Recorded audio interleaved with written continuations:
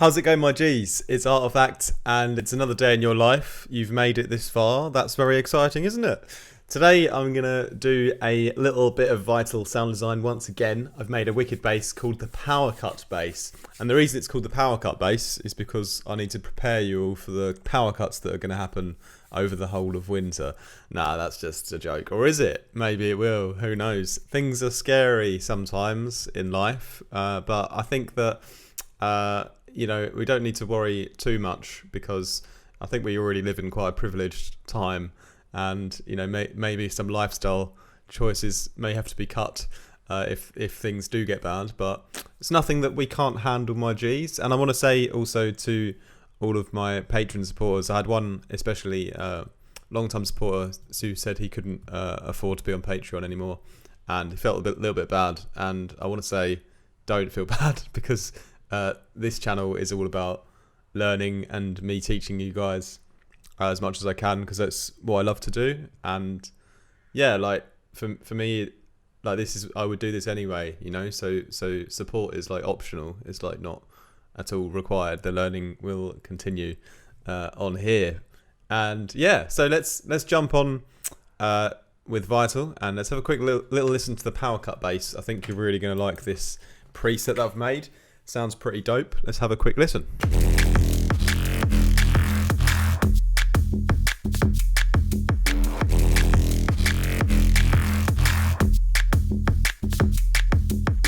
So let's take a closer look at this Power Cut bass, and we'll start off with the voicing.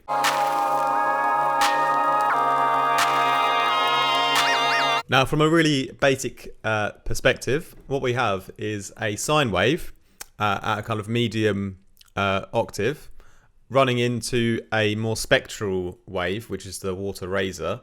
And at this point, it's going to introduce a bit of nice texture into the sine wave. And then we're going to run that through a lower sine wave, which is going to provide like a bit more of this bassy juiciness. But that bassy juiciness is going to be modulated by this squelchiness, which we've previously created. So if we start off with oscillator 1, what I've done is I've just run a little bit of noise into the oscillator on the FM sample amount, and I've just right clicked and entered a very small value, I think sort of 2.5 or something like that. And then yeah, I'm going to run this straight through oscillator 2, which is a water razor. And if I turn the level up of this,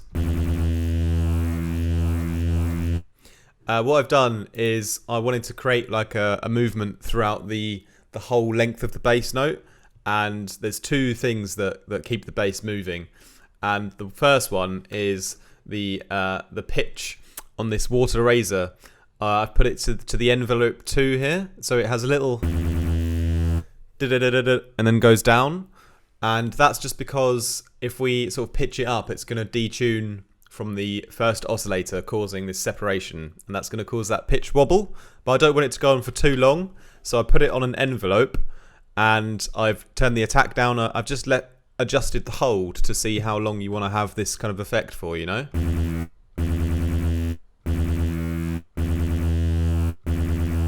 So, having it somewhere around there, and sort of in time with the rest of my track. That's the most important thing. And then it sort of comes off again. So that's the first kind of movement in the sound. But then we've also got this longer movement in the sound over time. And so we've got this LFO2 that creeps up slowly.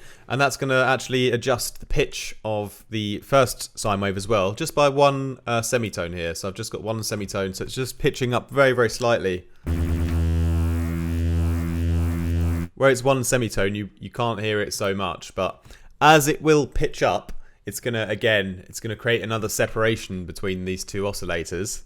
So as it kind of stretches further up, it's gonna start to wobble again a bit more. So right at the beginning, just to recap, with that really, really fast wobble on the envelope, which comes down, and then as the LFO creeps up over time, the wobble will start slowly again, because it's like starting to separate the pitches from both oscillators again.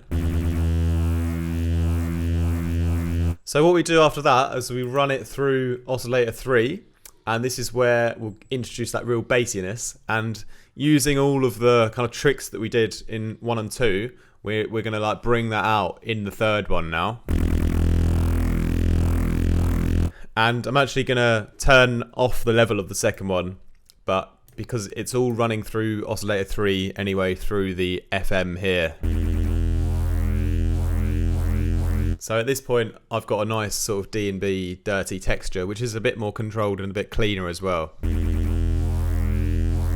So just playing that with my track. Better unsolo that. So already sounding pretty cool. And now we're going to enhance the sound a bit more just with a couple of filters here. And this is oscillator 3 only, this filter. So it's just shaping the mid-range just of my kind of main final oscillator here. And again, on my LFO2, you know, it's the only modulation really that's affecting things now. And I can just like control the texture and character of the bass over time on a few parameters using this. So just bringing that filter down, a little bit of noise here, just high passed, you know, the pink noise into the sample.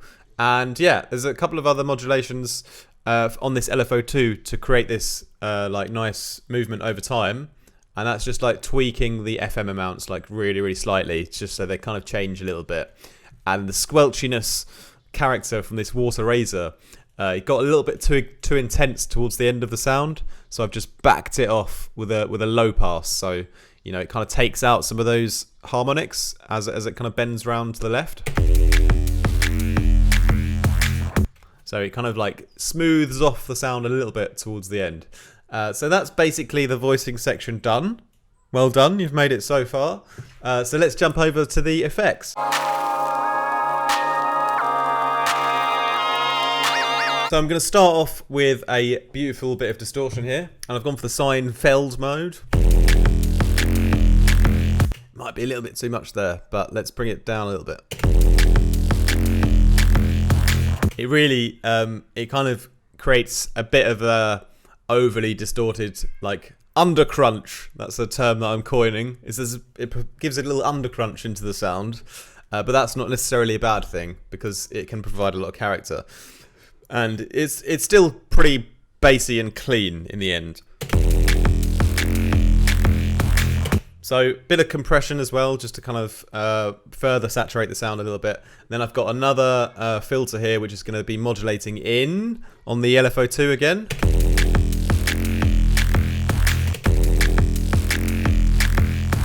Really nice around there. A little bit of chorus, and I've turned it on the freeze mode, and I've tracked my delays to the LFO so I can move them, you know, at a desired amount.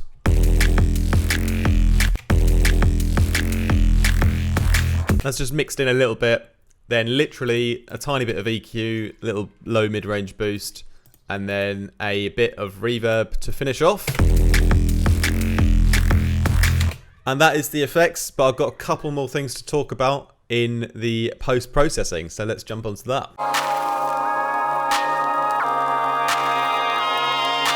I forgot to mention there's a couple of macros here. I've got a little stereo knob which adjusts the unison of the third oscillator here, so you can get a little bit. You get a really, really nice width and warmth to the sound, but it messes a little bit with the timing on my original kind of pitch wobble, so that's why I left it as an optional thing. Perhaps you could mix it in a bit later. But what I would technically do is I would maybe, you know, program a bit of automation with it and then like bounce it out and then pick and choose my favorite little one-shots or parts of the sound. Anyway, you can also shape the tone a little bit here on the FM, just so you can get a little bit of a different feeling from the bass if you need to like match it to your specific track. But anyway, on with the post-processing. All I've done is I've just used a little bit of Fire, which is a free plugin that I raved about recently. I really, really like it. It's kind of, I imagine, maybe a free version of FabFilter Saturn, because you can do a bit of multi-band like saturation. So to keep it nice and simple, just create 2 bands and just saturate the high one, and then you're not going to be messing with your low end too much, but you can get a bit more high-end saturation out of your sounds. So I've just driven it up a little bit here, 1.55 on the cubic mode, which seems pretty cool.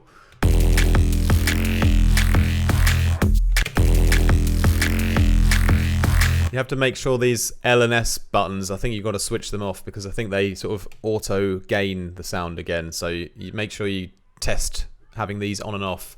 And once we've done that, I've got a nice bit of kick side chaining, just to kind of give it a bit more rhythm to the overall bass.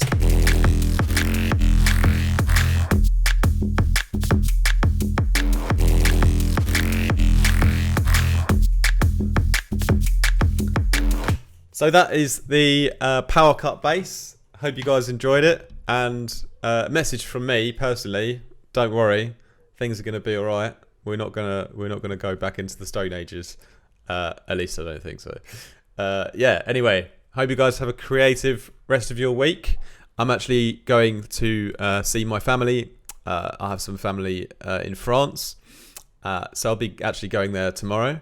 And we don't really have any internet there, which is a bit of a problem.